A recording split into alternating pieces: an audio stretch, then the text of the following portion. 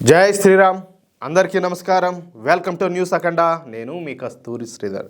మిత్రులారా, అయోధ్య తర్వాత టార్గెట్ ఏంటో మన యోగి ఆదిత్యనాథ్ గారు ఓపెన్ అయిపోయినారు. సరే, ఈ న్యూస్ చూడండి ఒకసారి, చాలా బాగుంటుంది. ఓకేనా? యోగి ఆదిత్యనాథ్ గారు ఏం మాట్లాడినారు, ఆయన ఏమి చేయాలనుకుంటున్నారో చెప్పే ముందు నేను మీకు ముందుగా కరసేవ గురించి చెప్పాలా. మీరు ఈ కరసేవ గురించి వినే ఉంటారు. మన విశ్వ హిందూ పరిషత్ వాళ్ళు అయితే కావచ్చు, బజరంగ దళ వాళ్ళు అయితే కావచ్చు, అలాగే మన ఆర్ఎస్ఎస్ వాళ్ళు కావచ్చు, హిందూ బంధువులు అందరూ కూడా చాలా మంది, అంటే హిందూ సంస్థల్లో లేని వాళ్ళు కూడా వీళ్ళంతా కలిసి కరసేవను ఎందుకు నిర్వహించినారో మనం ముందుగా తెలుసుకోవాలి. ఎందుకంటే ఈ మాట ఎందుకంటున్నారంటే, ఇప్పటికి కూడా ఇదిగో కరసేవ అనేది ఒకటి జరిగింది. మన రామ మందిరం కోసం ఇన్ని కష్టాలు పడినారు, ఇంతమంది త్యాగాలు చేశారనేది చాలా మందికి తెలియదు. మన దరిద్రం, మన దౌర్భాగ్యం ఏంటంటే దేశంలో అదే. అవునా కాదా? మనం ఆరాధ్య దైవంగా కొలుచుకునేటటువంటి శ్రీరాముని జన్మస్థలం అయోధ్య నగరం. అక్కడ అప్పట్లోనే ఒక భవ్యమైన దివ్యమైనటువంటి శ్రీరాముల వారి ఆలయం నిర్మించునిందనమాట. కానీ ఆ ప్రాంతాన్ని మొఘలాయులు ఆక్రమించుకున్న తర్వాత మొఘల్ సేనాధిపతి అయినటువంటి మీర్ బాకి ఈ స్థలంలో ఒక మసీదు నిర్మించాడు. మొఘల్ చక్రవర్తి అయినటువంటి బాబర్ పేరు మీద దానికి బాబ్రీ మసీద్ అని చెప్పేసి పేరు పెట్టాడు. ఎంత ఖండకావరం చూడండి, ఎంత ఖండకావరం అంటే ఇప్పుడు శ్రీరాముడు వచ్చేసి మన ఆరాధ్య దైవం. భారతదేశంలో ప్రతి ఒక్కరు కూడా శ్రీరాముడిని అంత గొప్పగా పూజిస్తారు అనమాట. అలాంటిది ఆయన జన్మస్థలంలో అయోధ్యలో ఉన్నటువంటి రామ మందిరాన్ని పడగొట్టి అక్కడ ఒక మసీదు కట్టి దానికి బాబ్రీ మసీద్ అని చెప్పి పేరు పెట్టారు. ఇంకేం చెప్పాలా? ఇక్కడ ఇంకొకటి ఏంటంటే, అప్పుడే కాదు ఇప్పటికి కూడా మన దేశంలో మెజార్టీ ఎవరంటే హిందువులే. కానీ మన వాళ్ళకి మాత్రం చాలా మందికి అది పట్ల. కానీ వీళ్ళకి మళ్ళీ గొంతెమ్మ కోరికలన్నీ కూడా చాలా ఉంటాయి. వీళ్ళ కోరికలన్నీ కూడా భగవంతుడు ఏమి అన్ని వరుస పెట్టి లిస్టు ప్రకారం అన్ని తీర్చాలా. అట్లుంటది కథ అయితే. ఇక ఈ బాబ్రీ మసీదును నిర్మించడం కోసం ఆనాటి మొఘల్ దురాక్రమణదారులు మన శ్రీరాముని దేవాలయాన్ని కూల్చేసి ఆ ఆలయ పునాదుల మీదనే ఈ బాబ్రీ మసీదుని అయితే నిర్మించారు. సరే, మామూలుగా అయితే ఒక్క ఈ బాబ్రీ మసీదునే కాదు, మన దేశంలో చాలా చోట్ల చాలా రకాల మసీదులను, అర్థమవుతుందా, ఇదే విధంగా మన దేవాలయాలను పడగొట్టి వాటి పునాదుల మీద, అదే విధంగా వాటి గోళ్ల మీదనే ఇటువంటి మసీదులన్నీ కూడా ఎన్నో చోట్ల కట్టున్నారు, లెక్కలేనన్ని. మీరు కూడా ఈ సోషల్ మీడియాలో చూస్తూనే ఉంటారు. సరే, ఇదంతా ఎప్పుడు జరిగిందంటే ఇదిలో 16వ శతాబ్దంలో జరిగిందనమాట. ఇక అప్పటి నుంచి మన హిందువులు శ్రీరాముని జన్మభూమి కోసం పోరాటాలు అయితే చేస్తానే ఉన్నారు. అంటే ఎన్ని సంవత్సరాలు ఏంది? దాదాపు 500 సంవత్సరాలు. ఎవరికి తోచిన రీతిలో వాళ్ళంతా కూడా మన శ్రీరాముని జన్మస్థలం కోసం పెద్ద ఎత్తున ఉద్యమాలను, పోరాటాలను నిర్వహిస్తానే ఉన్నారు. ఈ క్రమంలో చెప్పా కదా, మన హిందూ సంస్థలు, మన హిందూ బంధువులు అందరూ కలిసి పెద్ద ఎత్తున చేరి 1992 డిసెంబర్ 6వ తేదీన మన రామ జన్మభూమి మీద ఉన్నటువంటి ఈ వివాదాస్పద కట్టడమైనటువంటి బాబ్రీ మసీదును తొలగించేశారు. అంటే సరిగ్గా డిసెంబర్ 6వ తేదీన మన కరసేవకులు ఈ కరసేవను నిర్వహించి బాబ్రీ మసీదుని అయితే తొలగించేశారు. తర్వాత సరే, మళ్ళా ఏంటంటే దౌర్భాగ్యం, మన దేశంలో మనం రాజ్యాంగం గురించి మాట్లాడుకుంటాం, చట్టాల గురించి మాట్లాడుకుంటాం, సమానత్వం గురించి మాట్లాడుకుంటాం, అన్ని మతాలు సమానత్వం అంటాం, అన్నీ అంటాం, బాగానే ఉన్నది. కళ్ళ ముందు సాక్ష్యాలు సజీవంగా కనిపిస్తానే ఉన్నప్పటికీ కోర్టులు కూడా ఇలాంటి విషయాల్లో నిర్ణయాలు తీసుకోవడానికి, తీర్పులు ఇచ్చేదానికి కొన్ని సంవత్సరాల పాటు టైం తీసుకుంటాయి. అంతెందుకయ్యా, ఇప్పుడు మథురాలో కావచ్చు, అదేవిధంగా కాశీలో ఏది జ్ఞానవాపి మసీదు విషయంలో కావచ్చు, ఇక్కడ ఒక్క చోటనే కాదు చాలా చోట్ల ఇదిగో ఇది హిందువుల గుడి, ఈ గుడి మీద, ఈ పునాదుల మీద, లేకపోతే ఈ గోడల మీదనే మళ్ళా మసీదు నిర్మాణం జరిగిందని చెప్పేసి కళ్ళ ముందు సజీవ సాక్ష్యాలన్నీ కనపడతానే ఉంటాయి. కానీ కోర్టులన్నీ కూడా చోద్యం చూస్తూనే ఉంటాయి. వాటికి సంబంధించి న్యాయపరమైనటువంటి తీర్పులు ఇచ్చేదానికి దశాబ్దాలు కాదు శతాబ్దాలు కూడా దాటిపోతాయి చెప్పాలంటే. అంత దౌర్భాగ్య స్థితిలో ఉండదు మన న్యాయ వ్యవస్థ. ఏం చెప్పాలా?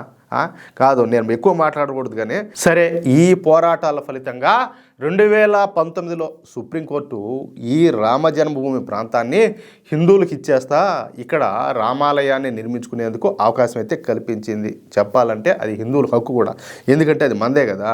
తద్వారా ఏంటంటే మనం 2024లో భవ్యమైన దివ్యమైనటువంటి రామాలయాన్ని నిర్మించుకొని ప్రారంభించుకున్నాం. ఈ విషయం హిందువుగా పుట్టిన వాళ్ళందరికీ కూడా, ప్రతి ఒక్కరికి కూడా తెలుసు. మీకు తెలుసా తెలీదా? తెలుసు కదా. కానీ జిహాదీలు మాత్రం ఈ డిసెంబర్ 6వ తేదీన మాత్రం మర్చిపోవాలా. ఇక్కడ అన్యాయం జరిగింది చెప్పాలంటే హిందువులకు. వాళ్ళు చేసిన తప్పు, దాన్ని మళ్ళీ వాళ్ళు అదేదో ఒక పగ ప్రతీకారం అని చెప్పేసి అది మనసులో పెట్టుకున్నారు. ఈ డిసెంబర్ 6వ తేదీన ఎలాగైనా సరే భారతదేశంలో బాంబు పేలుళ్లు నిర్వహించాలని చెప్పేసి అటు పాకిస్తాను ఇటు మన దేశంలోని జిహాదీలంతా కలిసి నిర్ణయించుకున్నారు.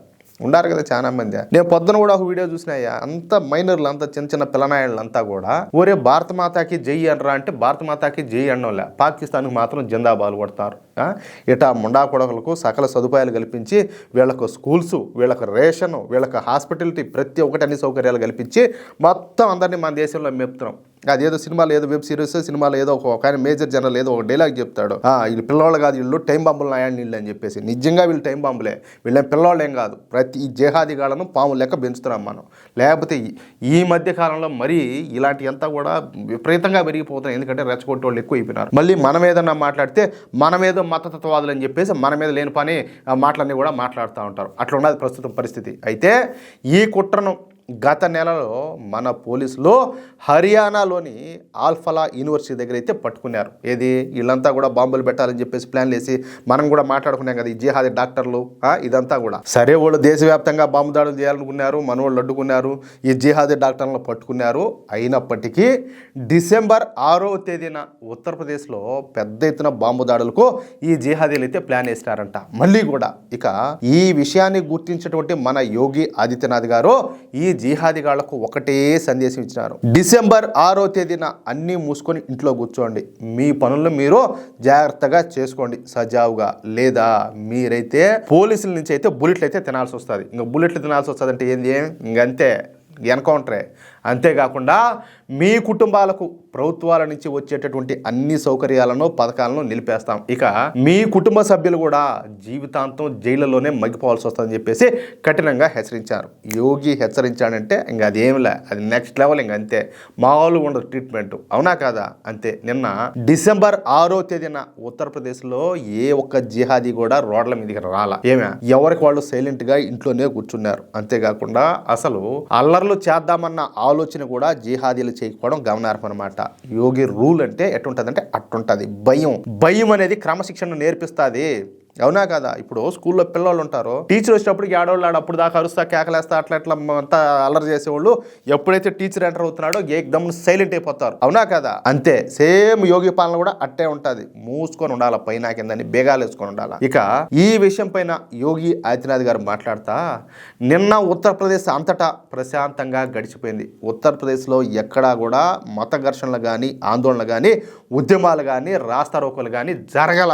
అక్రమ బాబ్రీ మసీద్ అనేది ఒక గడిచిపోయేటువంటి చరిత్ర. ఇక దాని గురించి ఆలోచించి అయితే ఉపయోగం లే. అది శ్రీరాముల వారి జన్మస్థలం. అందుకే మేము ఆ స్థలం కోసం 500 సంవత్సరాల పాటు న్యాయ పోరాటాలు చేయాల్సి వచ్చింది. చూడండి ఎంత దిక్కుమాలిన బతుకులంటే మన హిందువులకి. ఇప్పుడు నేను గతంలో కూడా చాలాసార్లు చెప్పా, ఎందుకంటే ప్రపంచంలో ఎన్నో క్రైస్తవ దేశాలు ఉన్నాయి, కానీ ఏ క్రైస్తవ దేశమైనా ఒక చర్చి కోసం న్యాయ పోరాటం చేసిన దాఖలాలు ఎక్కడైనా ఉన్నాయంటే లేదా. 50 పైగా ముస్లిం దేశాలు ఉన్నాయి. ఏ ఒక్క దేశంలో అయినా కూడా ఒక మసీదు కోసం వాళ్ళు న్యాయ పోరాటం చేసింది ఎక్కడైనా ఉండదా? ఆ దాఖలాలు ఎక్కడైనా ఉన్నాయా? కానీ ఏది ఆ కోట్లాది మంది హిందువులు ఉన్నటువంటి భారతదేశంలో, అది కూడా ప్రపంచంలో ఏకైక హిందూ దేశంలో, మళ్ళీ కొంతమంది అనొచ్చు ఏది నేపాల్ కూడా ఉండదు కదా, ఇంకోటి ఉండదు, అవన్నీ బేకార్. ఇక్కడ హిందూ దేశం అంటే ప్రపంచంలో మొట్టమొదటిగా గుర్తొచ్చేది మన భారతదేశమే. ఎందుకంటే మన దేశంలో ఉన్నంతమంది హిందువులు ప్రపంచంలో మొత్తం ఏడా కూడా లేరు. ఏమంటారా?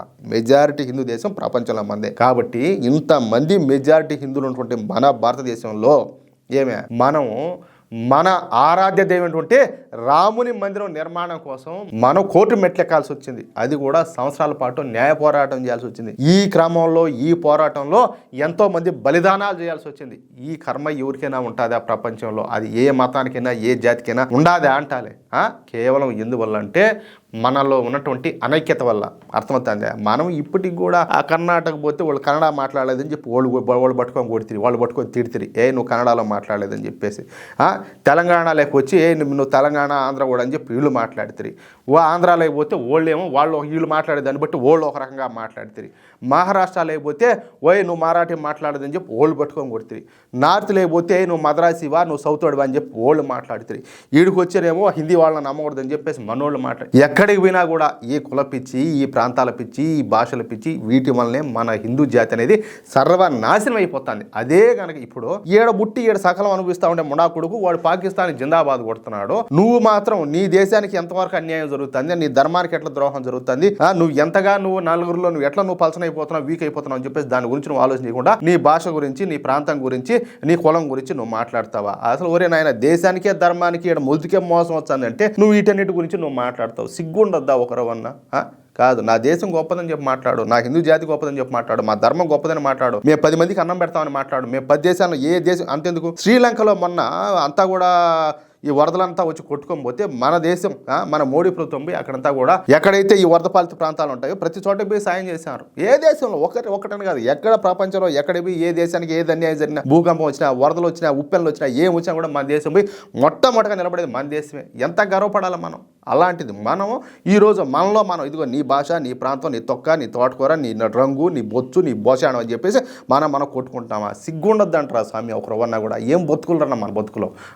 సరే, ఇక పోతే మన యోగి ఆదిత్యనాథ్ గారు ఆయన హయాంలో జరిగినటువంటి రామ మందిర శంకుస్థాపన అలాగే నిర్మాణంతో పాటు గత వారంలో ప్రధానమంత్రి నరేంద్ర మోడీ గారు రామాలయం పైన ఈ ధర్మధ్వజాన్ని స్థాపన చేశారు కదా, దాని వరకు ఇవన్నీ కూడా చిరకాలం నాకు గుర్తుండిపోతాయని చెప్పేసి ఆయన అయితే తెలియజేశారు. వారణాసిలోని జ్ఞానవాపి మసీదు వివాదం, ఇకపోతే మథురలోని కృష్ణ జన్మభూమి వివాదం మీ తదుపరి లక్ష్యం అని చెప్పి అనుకోవచ్చా అని చెప్పేసి విలేకరులు అడిగితే, ప్రతి సమాజం కూడా తమ వారసత్వాన్ని గర్వకారణంగా భావిస్తుంది, తమ ప్రయత్నాలు ఆ దిశగానే ఉంటాయని చెప్పేసి ఆయన అయితే తేల్చి చెప్పినారు. అవును అన్నట్టే ఆయన సమాధానం అయితే ఉండింది. ఇకపోతే అయోధ్య రామాలయం పైన సుప్రీంకోర్టు ఇచ్చినటువంటి తీర్పునకు మేము రుణపడి ఉంటామని, డిసెంబర్ 6వ తేదీన చాలా కీలకమైన రోజు అని చెప్పేసి ఆయన అయితే స్పష్టం చేశాడు. భవిష్యత్తులో ఏది జరిగినా ఇదే తరహాలో మేము కీలక పాత్ర పోషిస్తామని చెప్పేసి ఆయన అయితే స్పష్టం చేశారు. అంటే త్వరలోనే వారణాసిలోని జ్ఞానవాపి మసీదు అలాగే మథురలోని శ్రీకృష్ణ జన్మభూమి విషయాల మీద కూడా తగు చర్యలైతే తీసుకుంటామని చెప్పేసి యోగి ఆదిత్యనాథ్ గారు చెప్పకనే చెప్పినారు. అర్థమవుతుందా? ఇలాంటి కీలకమైనటువంటి సమయంలో హిందువులకు యోగి ఆదిత్యనాథ్ గారు ఒక సరైన హింట్ అయితే ఇచ్చినారు. అర్థమవుతుందా? అది విషయం అయితే. మిత్రులారా, ఈ న్యూస్ కనుక మీకు నచ్చినట్లయితే ఖచ్చితంగా ఈ న్యూస్ నలుగురికి షేర్ చేయండి. అలాగే ప్రతి ఒక్కరు కూడా మీ యొక్క అమూల్యమైనటువంటి అభిప్రాయాలను కామెంట్ రూపంలో తెలియజేయండి. ఇంకో విషయం ఏంటంటే, ఇంతవరకు మీరు కనుక మన ఛానల్ని సబ్స్క్రైబ్ చేసుకున్నట్లయితే ప్రతి ఒక్కరు కూడా మన ఛానల్ని సబ్స్క్రైబ్ చేసుకోండి, సపోర్ట్ చేయండి ప్లీజ్. జై శ్రీరామ్, జై హింద్.